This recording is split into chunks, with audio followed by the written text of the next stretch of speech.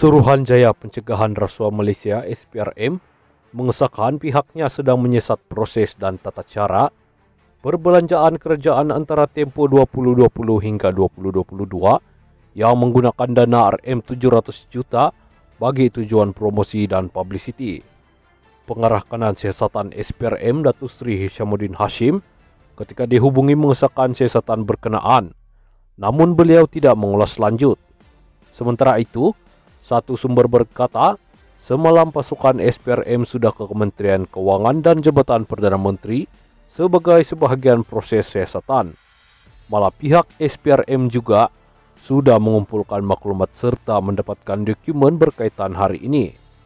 SPRM sudah memulakan siasatan awal berhubung isu membabitkan penggunaan wang sebanyak RM700 juta yang dibelanjakan bagi tujuan promosi dan publicity untuk menghebahkan pencapaian kerajaan dalam tempoh 2020 hingga 2022 ketika pentadbiran dua Perdana Menteri sebelum ini.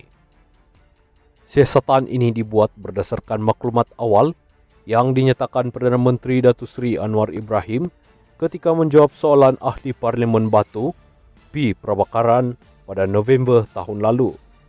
Prabakaran ketika itu meminta Perdana Menteri menyatakan jumlah keseluruhan dibelanjakan kerajaan untuk kerja promosi dan publicity dalam menghebahkan pencapaian kerajaan menerusi semua platform media massa termasuk media cetak, media digital serta televisyen sepanjang tahun sejak 2020 hingga kini, katanya.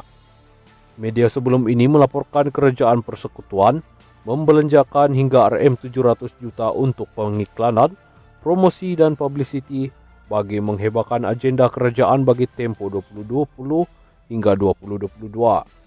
Perbelanjaan berkenaan digunakan dua pentadbiran terdahulu dalam menguar-warkan pencapaian dan usaha kerajaan.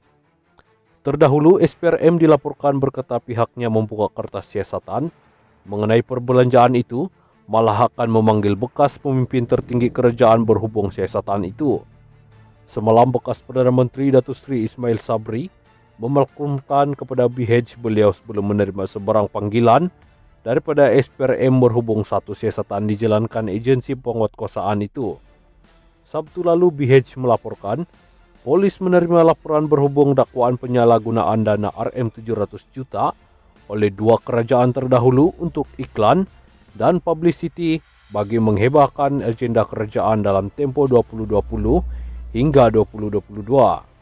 Menteri Komunikasi Fahmi Fadzil sebelum itu menulis di catatan media sosial X berhubung perbelanjaan itu dan berkata rakyat berhak tahu bagaimana RM700 juta bagi iklan dan publicity dibelanjakan oleh dua kerajaan terdahulu. Dalam perkembangan itu, sumber berkata siasatan ketika ini adalah berbentuk tindakan proaktif bagaimana pendedahan mengenai penggunaan wang RM700 juta itu. Siasatan awal masih berjalan dan ia menjurus kepada bagaimana wang itu dibelanjakan. SPRM juga sedang menyiasat apakah proses perbelanjaan dan pengurusan berkenaan mengikut tata cara yang betul, katanya.